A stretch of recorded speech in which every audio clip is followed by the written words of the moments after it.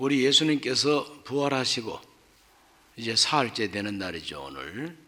그러므로 예수님의 부활에 대해서 생각을 좀 하려고 합니다. 한번 따라 하실까요? 죽음에서 다시 살아나신 예수님. 우리 예수님께서 십자가에 못 박혀 죽으신 날은 요일로 따지면 금요일 오후 3시, 금요일 오후 3시에 십자가에서 운명하셨습니다. 해지기 전까지 장사 지낸 바 됐습니다. 해가 지면서부터는 아무도 일할 수가 없어요. 6월절이면서 그게 안식일입니다. 6월절이면서 그게 안식일이죠. 그렇기 때문에 금요일 날 해지면서부터는 일절 노동을 할 수가 이제 없는 것이죠. 그래서 금요일 저녁부터 토요일 저녁 될 때까지 우리 예수님은 무덤 속에 계셨습니다. 그리고 이제 우리 지금 현재 요일로 말하면 주일날 아침 일찍이 아직까지 어두울 때에 여자분들이 한 몇 분 예수님의 시신에다가 향품을 바르기 위해서 무덤을 찾아갔다고 그랬어요. 무덤을 찾아갔다가 부활하신 예수님을 만나게 되고 또 부활하신 바로 그 자리에서 흰옷 입은 햇빛처럼 빛나는 흰옷을 입은 천사를 만나서 그 천사가 전해주는 메시지를 듣게 됩니다.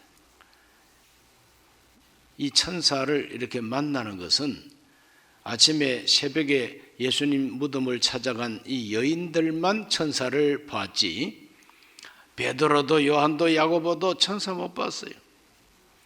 이런 신비한 정말 참 남자 사도들은 한 사람도 경험하지 못한 그 신비한 체험, 그 기쁨, 이것은 누가 경험을 할 수가 있었느냐?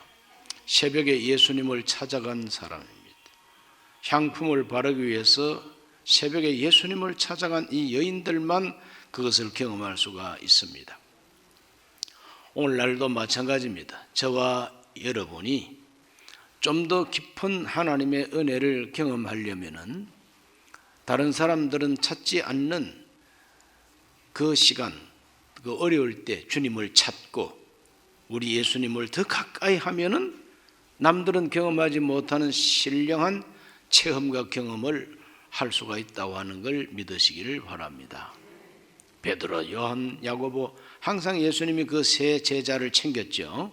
높은 산에 올라가면서도 데리고 가가지고 여러 가지 귀한 말씀을 듣게 해 주셨는데 예수님이 죽음에서 부활하시는 바로 그 현장, 그 무덤에서 있었던 이 놀라운 천사를 만나는 이 체험, 예수님 몸에 향품을 바르기 위해서 찾아갔던 이 여인들만 경험하게 되는 것이죠. 그때부터 우리 예수님이 부활하셨다고 하는 메시지가 전파되기를 시작하게 되는 것이죠. 이 부활이라고 하는 것은 우리 기독교 신앙 가운데 가장 중요한 겁니다. 이것은 우리 기독교인들만 가지고 있는 놀라운 확신입니다. 이것은 우리들의 내면 세계, 즉 철학적이요, 또 자기 마음속에 가지고 있는 어떤 사상과 이념, 이런 것을 한데 모아놓고 합의한 게 아닙니다. 이것은 사건입니다. 사건. 죽음에서 살아난 사건. 그것을 눈으로 목격하고 부활하신 주님을 만나고 그분으로부터 음성을 듣고 그분과 함께 식사하고 그분이 명령하는 사명을 받고 하늘로 가심을 보고 전송하고 약속하신 성령을 받고, 이 모든 것은 사상이 아니죠. 철학이 아닙니다. 이론이 아닙니다. 이것은 경험입니다. 이건 체험이요. 그거는 사실인 것입니다. 사건인 것입니다. 사건에 대한 체험, 그 사건에 대한 해석이 믿음의 사람들은 부활로 해석하고 믿지 않은 사람들은 자기가 보지도 못하고 듣지도 못했으니까 그럴 수 없다, 이런 자기의 고정관념을 가지고 거짓말이라고 이렇게 부활을 부인합니다. 예수님의 부활을 목격하고 부활하신 주님을 만나고 그분에게 음성을 듣고 가르침을 받고 지시를 받고 이랬던 사람들이 바로 부활의 증인들이 된 것이죠. 2000년이 흐른 지금의 이야기가 아니라 예수님께서 부활하신 바로 그날 새벽으로 돌아가서 우리가 부활하신 그 새벽으로 지금 돌아가 가지고 생각해 보려고 합니다. 어떻게 이런 부활이 있을 수가 있을까? 첫째는 예수님이 친히 부활을 예언하셨어요. 예언하신 대로 부활했습니다. 우리 예수님은 죽었다가 내가 부활한다고 성경에 나타나는 것만 3차례입니다. 제자들에게 직접 하신 말씀이 3차례나 하셨어요. 그 중에 아주 대표급이 마태복음 16장 21절입니다. 이때로부터 예수 그리스도께서 자기가 예루살렘에 올라가 장로들과 대제사장들과 서기관들에게 많은 고난을 받고 죽임을 당하고 제3일에 살아나야 할 것을 제자들에게 비로소 나타내시니 그랬습니다. 우리 예수님께서는 유대교 지도자들에게 미움을 받고 죽임을 당할 것을 말씀하십니다. 그러나 죽고 끝나는 인생이 아니라 고난을 받고 죽임을 당하고 끝난 것이 아니라 제3일에 살아나야 할 것을 가르쳤다 그랬어요. 제3일에 살아날 것을 말씀하셨다. 이게 바로 부활에 대한 예언이죠. 우리 예수님께서는 이렇게 부활할 것을 예언합니다. 십자가에 죽을 것도 예언합니다. 그러면서 이제 예루살렘으로 올라가기를 시작해요. 갈릴리에서 그 예루살렘으로 이제 올라가기를 시작합니다. 그런 제자들은 말렸습니다. 죽인다고 하는데 왜 올라갑니까? 십자가에 못 박아 죽인다고 하는데 왜 올라갑니까? 하고 예수님을 말렸어요. 그 이야기를 한번 읽어봅니다. 누가복음 13장 31절로 33절 다 같이 읽습니다. 곧 그때에 어떤 바리새인들이 나와서 이르되 나가서 여기를 떠나소서 헤롯이 당신을 죽이고자 하나이다. 이르시되 너희는 가서 저 여우에게 이르되 오늘과 내일은 내가 귀신을 쫓아내며 병을 고치다가 제3일에는 완전하여 지리라 하라. 그러나 오늘과 내일과 모레는 내가 갈 길을 가야 하리니 선지자가 예루살렘 밖에서는 죽는 법이 없느니라. 우리 예수님은 죽어야 할 자리를 알고 계시고 내가 예루살렘에 올라가면 헤롯도 지금 나를 죽인다고 찾고 있다는데 저 예루살렘에는 대제사장들과 백성의 서기관 장로들은 더더욱 나를 죽이려고 벼르고 있다는 걸 알고 계십니다. 그러므로 예수님은 자기가 죽을 줄을 아시면서도 예루살렘으로 올라가십니다. 이 올라가는 길에 귀신도 쫓아내고 병도 고치고 그 불쌍한 사람들을 다 돌보시면서 예루살렘으로 올라가시는 것이죠. 그래서 오늘과 내일과 모레는 내가 갈 길을 가야 하리니, 내가 갈 길, 바울은 나의 달려갈 길을, 그는 사명을 다하는 길이다. 복음을 전하는 길이다. 내가 사명을 다하기 위해서는 내 목숨을 조금도 귀한 것으로 여기지 아니한다 그랬어요. 어떤 사람이 자기 인생길을 잘 달리는 사람이냐? 자기 사명을 알고 자기 죽을 자리를 바로 알고 거기 가서 죽는 사람이 인생의 성공자인 것입니다. 거기 가서 안 죽어도 다른 데 가서 죽게 돼 있어요. 기왕 죽으려면은 하나님이 정하신 곳에 가서 죽어야 사명을 다한 사람입니다. 기왕 죽는 목숨, 사명 다하고 죽어야 하나님께 칭찬과 상을 받죠. 그러나 이리저리 피하고 요령을 피우고 자기 이익을 따라서 살다가 다른 데서 죽으면 그걸 가리켜서 객사라 그럽니다. 개죽음이죠. 오늘 우리 예수님께서는 죽어야 할 자리를 아시고 내가 올라가면 죽는 줄도 압니다. 그래도 예수님은 내가 갈 길을 가야 하리니 이러고 올라가시는 예수님이십니다. 그러므로 우리를 위한 고난, 하나님이 원하시는 고난의 길을 예수님은 도피하지 않고 피하지 아니하고 회피하지 아니하고 그대로 순종해서 죽음의 길을 걸어가신 예수님. 그래서 죽으신 예수님이십니다. 그래서 죽었기 때문에 하나님이 그를 사흘 만에 제3일에 다시 살려내신 것입니다. 오늘 우리 모두가 부활의 기적을 경험하려면, 하나님이 살려내시는 그 놀라운 영광을 경험하려면 죽어야 살 길이 열린다는 거죠. 부활이라고 하는 것은 반드시 죽음이 전제가 되어 있어요. 죽지도 않았는데 부활했다는 것은 말이 안 되는 거예요. 어불성설이라는 말 들어보셨죠? 말이 안 되는 거예요. 죽지도 않았는데 무슨 부활입니까? 그냥 살아있는데. 죽어야 부활이 성립이 되는 거죠. 그러므로 하나님의 능력으로 죽음에서 부활한다고 하는 이 부활의 능력을 경험하기 위해서는 반드시 먼저 죽어야 되는 거죠. 고난을 먼저 받아야 되는 거죠. 십자가에 못 박히든지 물에 빠지든지 불에 타든지 짐승밥이 되든지 간에 어쨌거나 죽어야 살아난다. 오늘 우리 모두는 우리의 인생이라고 하는 것이 사실은 죽는 것이 우리 인생입니다. 죽지 않고 영원히 사는 사람 없잖아요. 다 죽게 돼 있어요. 죽음으로 가는 길이 우리 인생입니다. 기분이 좀 안 좋죠? 그러나 그게 사실인데도 갑니까? 죽음으로 가는 길이 우리 인생이에요. 저와 여러분 모두가 다 지금 죽음을 향해서 가고 있어요. 언젠가는 죽습니다. 언젠가는 죽어요. 그러나 예수 그리스도처럼 가야 할 길을 걸어가고 죽어야 할 자리에서 바로 죽으면 하나님은 예수님을 부활하신 것처럼 우리를 다시 살려내시고 새 하늘과 새 땅에 들어가게 하여 주십니다.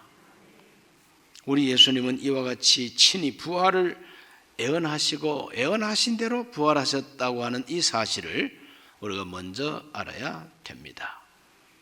그 거룩한 부활을 하나님께로부터 받기까지 예수님은 내가 갈 길을 가야 하리라 하는 것을 오늘 기억하시고 우리가 본받아야 됩니다. 가슴에 살짝 손을 얹고 한번 따라합시다. 내가 갈 길을 가야 하리라. 갈 길을 가시기 바랍니다. 가지 말아야 할 길을 부덕부덕 걸어가지 말고 갈 길을 가야 되는 것이죠. 갈 길을 밝히 보이시니 하는 찬송이 있지 않습니까? 하나님이 우리에게 갈 길을 보여주시는 대로 가야 됩니다. 두 번째로 우리 예수님의 부활을 생각할 때 또 하나 반드시 기억해야 될 게 뭐냐? 예수님을 죽인 원수, 우리 예수님을 십자가에 못 박아 죽인 그 원수들이 예수님의 부활을 걱정했어요. 세상에. 예수님 제자들은 예수님이 부활한다 말씀해도 그걸 그렇게 귀담아 듣지 않았어요. 그런데 원수들이 귀담아 들어서 그 부분을 읽어봅니다. 마태복음 27장 63절과 64절이요. 주여 저 속이던 자가 살아있을 때 말하되 내가 사흘 후에 다시 살아나리라 한 것을 우리가 기억하노니 그러므로 명령하여 그 무덤을 사흘까지 굳게 지키게 하소서. 그의 제자들이 와서 시체를 도둑질하여 가고 백성에게 말하되 그가 죽은 자 가운데서 살아났다 하면 후에 속임이 전보다 더 클까 하나이다. 지금 누굴 보고 주여 그럽니까? 예수님 보고 주여 하는 게 아니에요. 빌라도 총독, 로마 총독 빌라도를 찾아가 가지고 대제사장과 장로들이 각하 저 속이는 자, 예수님을 보고 속이는 자래요. 저 속이는 자가 평소에 말하기를 죽었다가 부활한다고 한 말을 우리가 분명히 듣고 기억한다 그랬어요. 아니, 예수님 제자들도 기억 못하는 것을 원수들이 기억하고 있어요. 오늘날도 마찬가지입니다. 기독교의 아주 중요한 교리 이런 것들을 교회 다니는 사람들은 몰라 잘. 그런데 뺄갱이들이 잘 알아요. 이 교회 돌아가는 것을 뺄갱이들이 더 잘한다니까? 왜 그렇게 잘 알아요? 믿으려고 순종하려고 잘 아는 것이 아니라 공격하려고 공부하다가 보니까 잘 알게 되는 거지.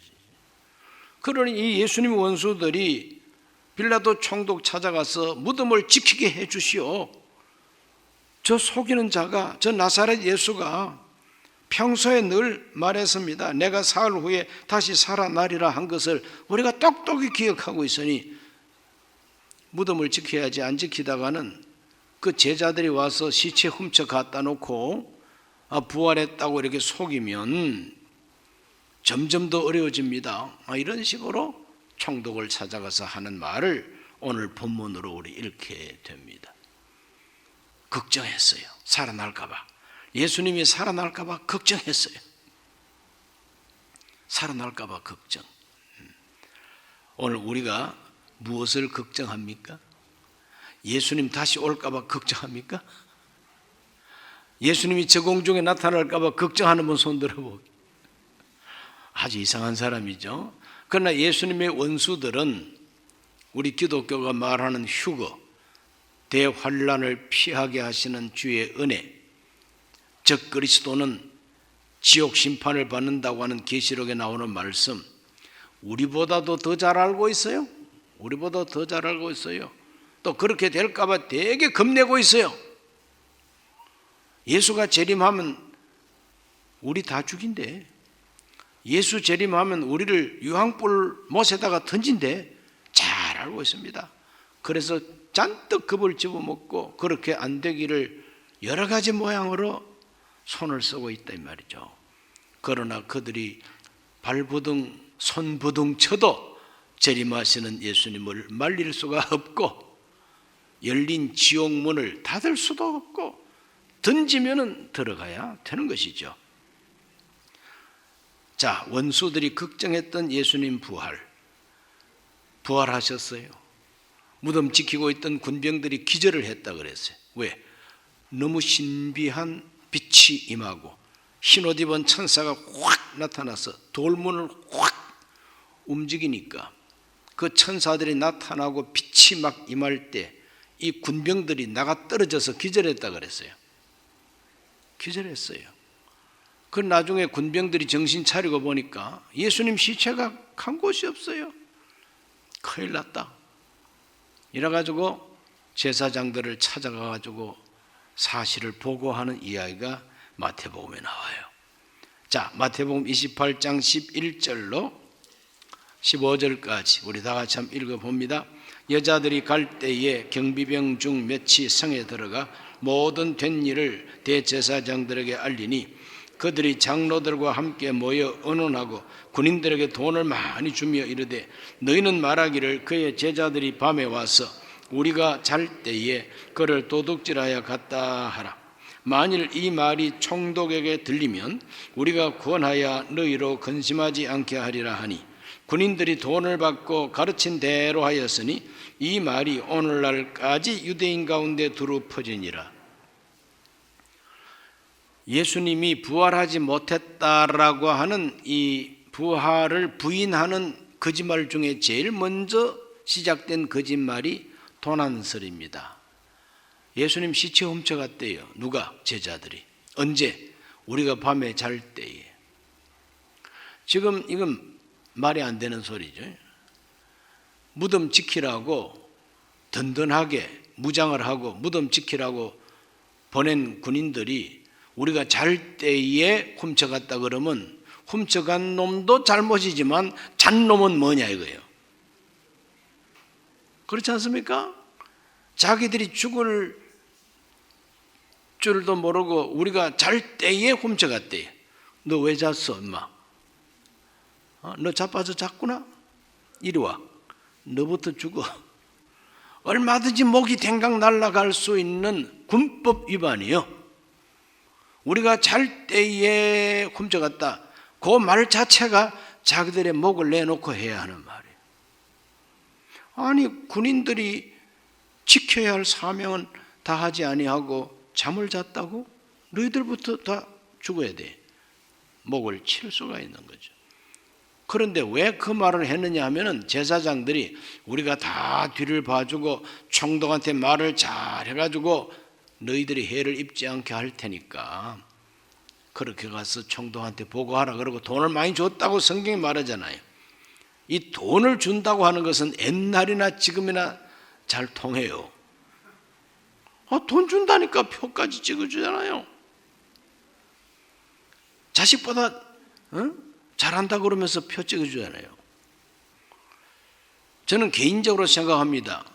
그 돈 좀 준다고 자식보다도 더 좋다 하고 자기 표를 그렇게 아무렇게나 팔아치우는 사람이 있으면 빨리 천당 가든지 지옥 가든지 그냥 결판하면 좋겠어요. 그 많다고 그냥 밥이나 축 내고 앉아가지고 세금이나 축 내고 앉아 있습니까? 이 군병들이 제사장들한테 돈 받아 먹고 우리가 잘 때에 제자들이 와가지고 훔쳐갔다 그러면, 아니 잘 때 진짜 누가 훔쳐갔다면 잠자는 사람이 누가 와서 훔쳐가는지 알아요 몰라요? 빨리 대답하게. 그러니까 자기들이 거짓말을 하는 줄도 모르고 거짓말하고 앉아있어요. 아니 잘 때 제자들이 와서 훔쳐가는데 왜 못 잡아? 계속 끄라 하고 잡아야지. 그러니까 이 군병들이 하는 이 거짓말은 처음부터 끝까지 말이 안 되는 말을 하고 앉아있는 거죠. 이것이 바로 예수님이 부활하지 못했다, 예수님 부활하지 않았다라고 고집하는 불신자들의 변명이고 불신자들의 거짓말입니다. 도난설 그럽니다. 시체를 훔쳐갔다. 그러나 훔쳐간 게 아니죠. 진짜 부활하신 거예요. 그 진짜 부활하시는 순간에 자기들은 나자빠져가지고 그 잠잔 게 아니라 기절한 거예요. 기절했다가 일어나니까 진짜 없어졌잖아요. 그거는 잠잔 게 아니라 너무 놀래가지고 기절한 거예요. 그러면 자기들이 솔직하게 고백해야죠. 총독 앞에 가서 카카, 우리가 든든히 지키고 있는데요, 갑자기 하늘에서부터 대낮보다 밝은 빛이 확 비춰오고 말이지, 무덤 문이 막 확 열리는 걸 보고 우리가 기절해 버렸습니다. 기절했다가 깨어나니까요 시체가 없어졌어요. 그렇게 말하면 그 진실한 고백이 됩니다. 그런데 그렇게 진실하게 말을 하면은 총독이 뭐 빛이 나타났다고? 그러면 신기한 능력이 나타났겠네? 이러면 더 곤란해지잖아요. 그러니까 기절한 것을 바꿔가지고 우리가 잘 때에 제자들이 훔쳐갔다 그래요. 이건 말 자체가 다 온통 거짓말인 것을 우리가 발견하게 됩니다. 원수들이 걱정했던 예수님의 부활입니다. 원수들이 걱정했던 대로 되고 말았다는 거죠. 그래서 여기에서 우리가 꼭 알아야 될 것은 우리 기독교의 원수들이, 예수님의 원수들이, 하나님의 진리의 말씀에 대한 이 원수들은 반드시 걱정하던 대로 되고 맙니다. 그들의 걱정이 사실로 이루어지고 만다는 거죠. 지옥불에 던져질까 걱정하다가 지옥불에 갑니다. 우리가 저 예수 믿는 사람들을 이렇게 해코지 하다가 내가 저주받지, 내가 벼락맞지, 그 틀림없이 벼락 맞습니다. 걱정하는 대로 돼요. 걱정하는 대로. 오늘 하나님의 원수, 예수님의 원수들은 걱정했던 그 예수님의 부활하시고야 말았다는 거죠. 승리는 우리의 것이다. 승리는 예수님의 것이다. 우리 예수님이 다시 살아나신 부활을 생각할 때 세 번째로는 이 부활의 증인들을 이제는 생각해야 됩니다.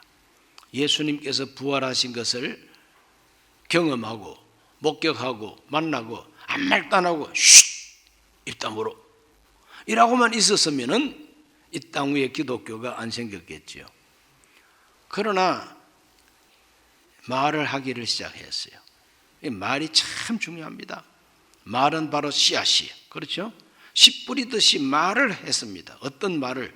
부활하셨다는 말을 했어요. 예수님 부활하셨다는 말을 제일 먼저 시작한 사람들이 누굴까요? 빨리 대답하기. 빨리 대답하기. 여자들일까요? 남자들일까요? 빨리 대답하기.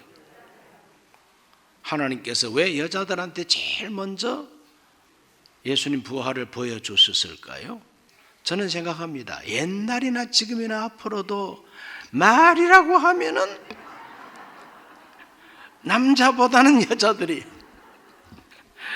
여자들 모여가지고 말하는 거는 아무도 못 말려. 참새 방앗간이. 한때 저 다른 데서 지성전 담임할 때에 점심 대접한다고 따라갔더니 아주 경치 좋은 산비탈로 데려가더라고요. 근데 한식을 전문으로 하는 집이라고 하는데, 그래서 음식점으로 들어가 봤더니 제잘 진짜 참새처럼 떠들어요. 몽땅 여자들이 앉아있다. 신방 가방 들고 들어가는 남자는 나 혼자밖에 없어요. 지역장도 여자분이죠. 총무권사도 여자분이죠. 운전하는 집사도 구역장 여자죠. 이렇게 나 혼자 남자 가방 떡 들고, 교구장도 여자 전도사님이지. 그 넓은 식당 천지에 남자는 하나밖에 없더라. 참새가 쳐다보는 것처럼 몽땅 나를 쳐다봐요. 잠시 쳐다보더니 또 자기들끼리 제잘 밥 먹으면서도 막 시끄럽게 그냥 제잘거리더니, 밥 다 먹고 나니까 이제 커피 마시는 건 저 바깥에 침상 가서 마시라 그러는데, 나가니까 또 바깥에서 개울가 해서 제잘. 내가 거기서 말 많이 한 분들을 공박하는 게 아니고, 말하는 은사는 남자보다 여자가 갑절로 뛰어나다. 남자는 하루에 한 12,000 내지 15,000 단어만 말하면 스트레스가 안 쌓인대. 그런데 여자들은 한 15,000 단어만 쓰면 스트레스 쌓인대요. 최하 2만 단어를 써야 된다는, 25,000까지 써야만이 후련하다는 거예요. 그러나 어딘가 가서 말을 해야 된대요. 그러니까 이제 사람 만나서 요즘 말 못하잖아요. 다 마스크로 그냥 막아버린대 뭐. 사람 만나서 제잘거릴 수가 없잖아요. 그러니까 어떻게 하면 되느냐? 기도를 많이 해야 되는 거예요. 혼자서 찬송을 많이 해야 되는 거예요. 눈에 안 보이지만 주님 앞에 모시고서 이렇습니다 저렇습니다, 이것 좀 도와주시고, 이런 식으로 예수님과 대화를 많이 하시기 바랍니다. 예수님 부활하신 것을 보고 막달라 마리아가 막 달려갔습니다. 그래서 막달라입니다. 그래 예수님을 만난 걸 가지고 제일 먼저 사도들을 찾아갔어요. 남자 사도들을 찾아가서 우리가 주님을 만났다고. 그러니까 사도들이 처음에는 아무래도 이 여자들은 못 말린다고, 주님을 그렇게 섬기더니 이제는 완전히 그냥 환상을 보고 헛개비를 본 모양이다고, 이런 식으로 생각했어요, 제자들도.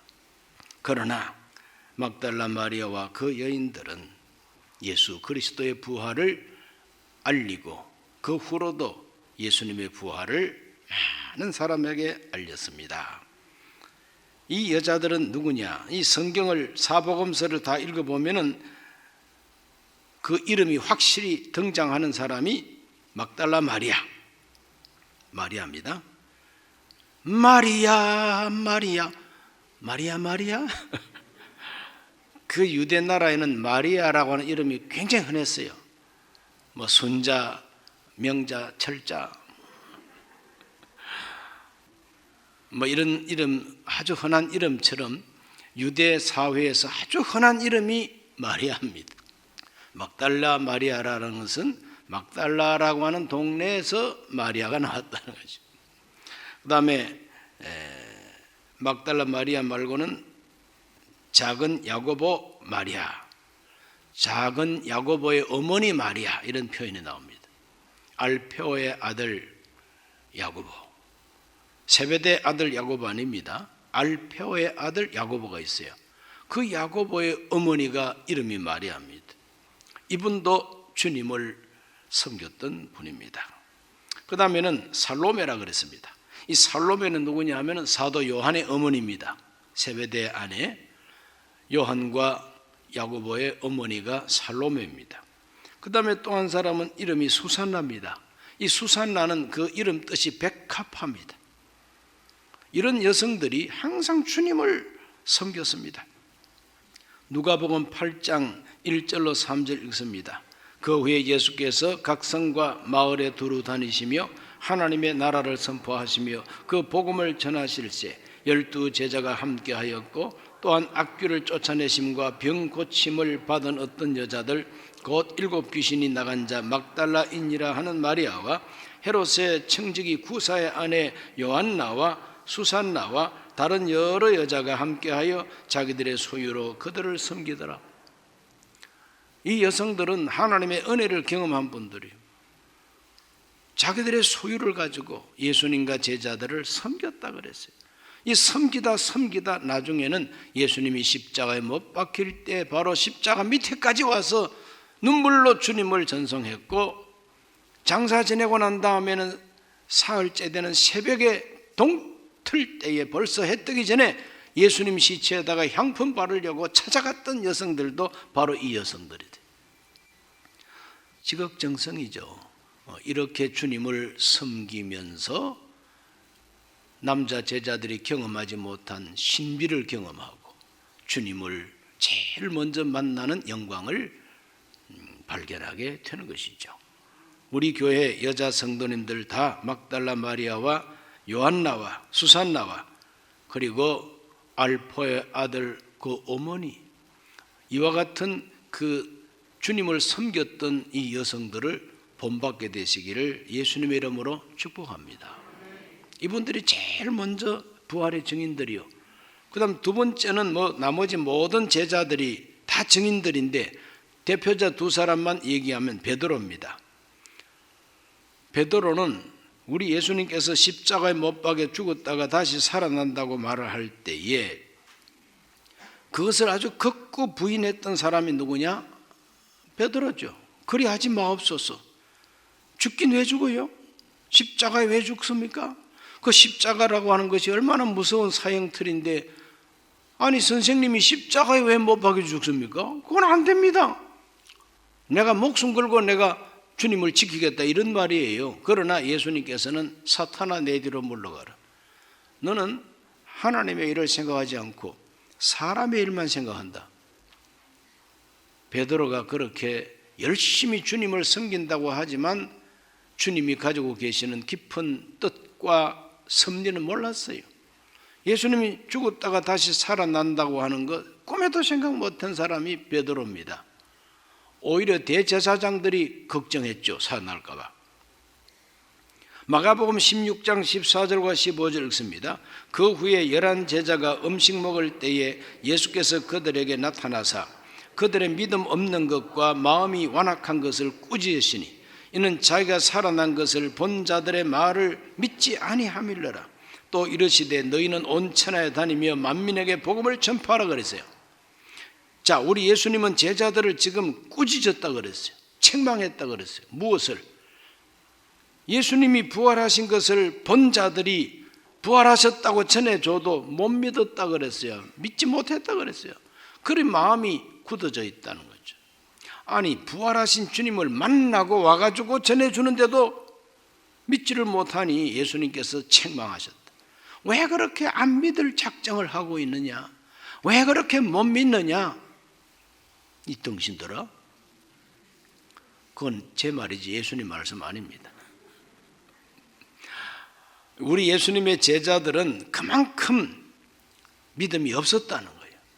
예수님이 부활하신다고 하는 것에 대한 기대가 아예 없었다는 거예요. 부활하신 아침에 주님을 만나고 와가지고 부활하셨다고 해도 못 믿었다 그랬으니 거기에 베드로도 소속되어 있는 사람이죠.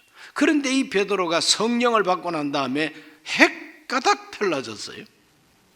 부활하신 예수님을 만나고부터 베드로가 변화되기 시작해요. 성령 받고 결정적으로 변화됩니다. 그래서 베드로가 막 전도하기 시작합니다. 사도행전 2장 30절에서 32절입니다. 다 같이 읽습니다. 그는 선지자라 하나님이 이미 맹세하사 그 자손 중에서 한 사람을 그 위에 앉게 하리라 하심을 알고 미리 본거로 그리스도의 부활을 말하되 그가 음부에 버림이 되지 않고 그의 육신이 썩음을 당하지 아니하리라 하더니 이 예수를 하나님이 살리신지라 우리가 다 이 일의 증인이로다. 베드로 머리가 확 튀어가지고 이제는 구약 성경에 다윗을 두고 한 말이 바로 이것이로구나. 그래서 그 일에 대하여 하나님이 다시 살리신 이 예수님은 바로 우리가 증인이다.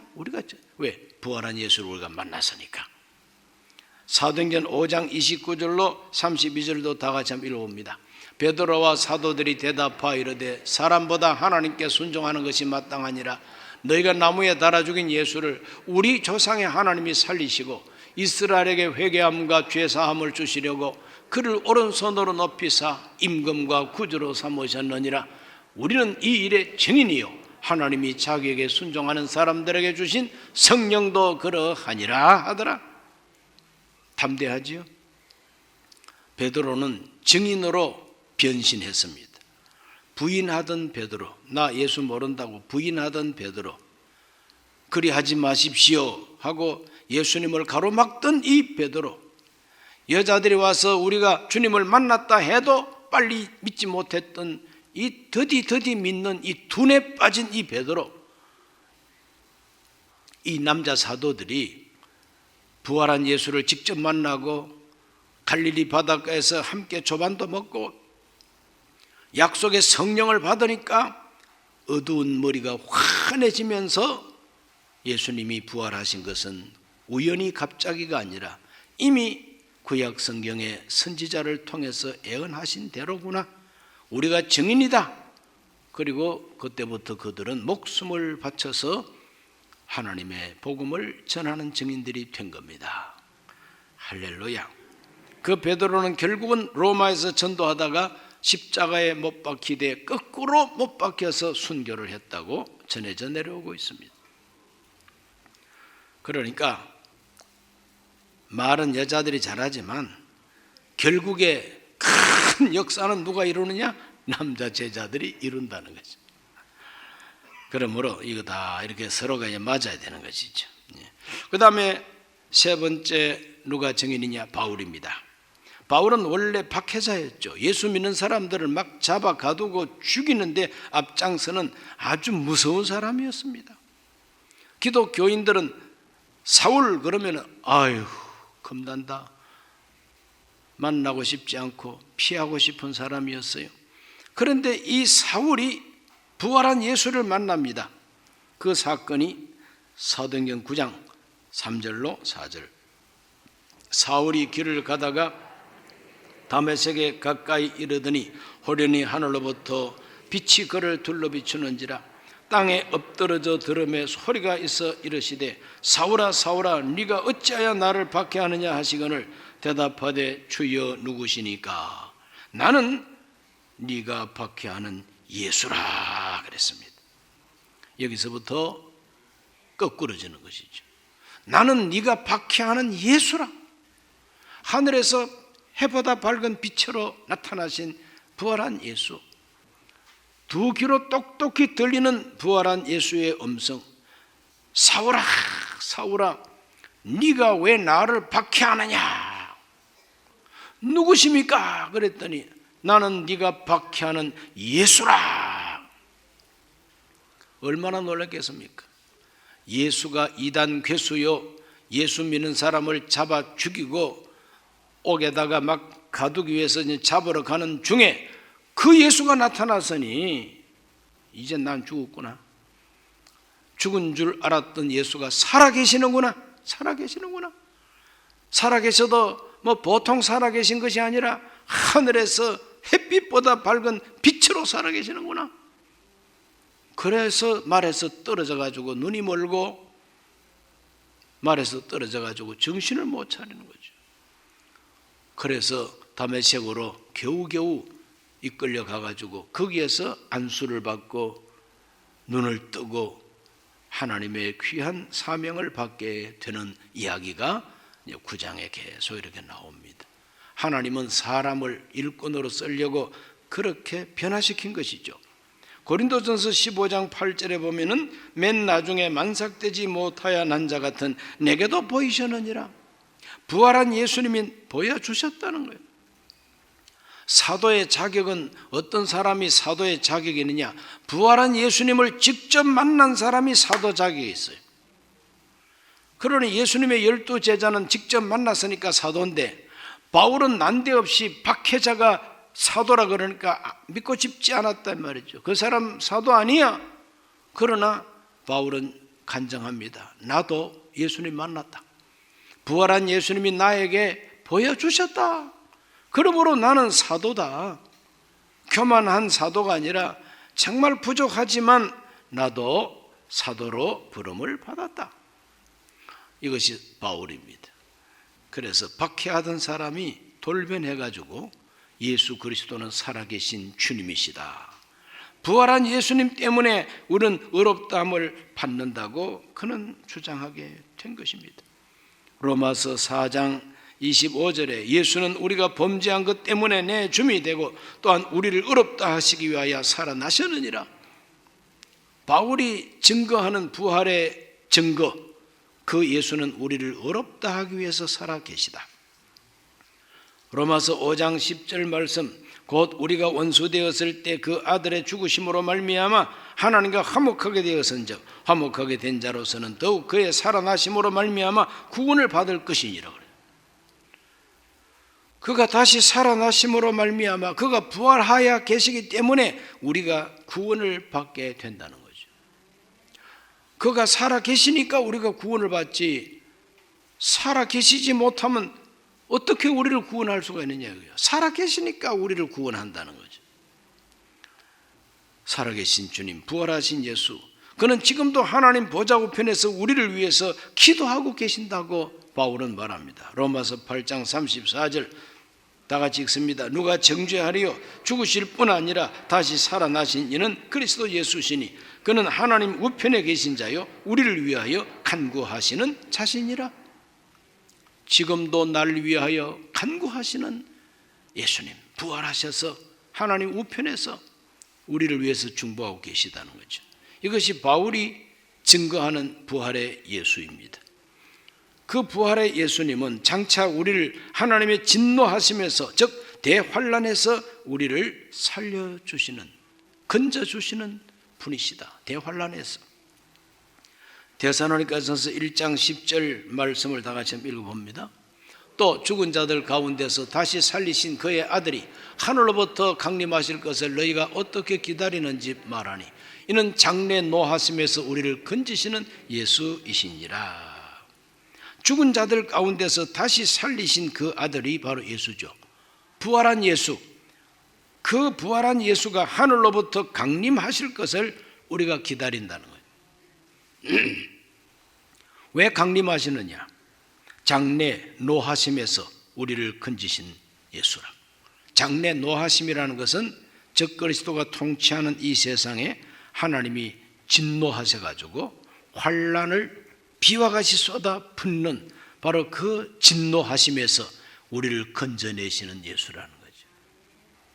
대환란에서 건지시는 부활의 주님을 꼭 맞이하게 되시기를 바랍니다. 바로 그와 같이 대환란에서 건짐받는 것은 바로 휴거를 의미하는 것이다. 휴거를.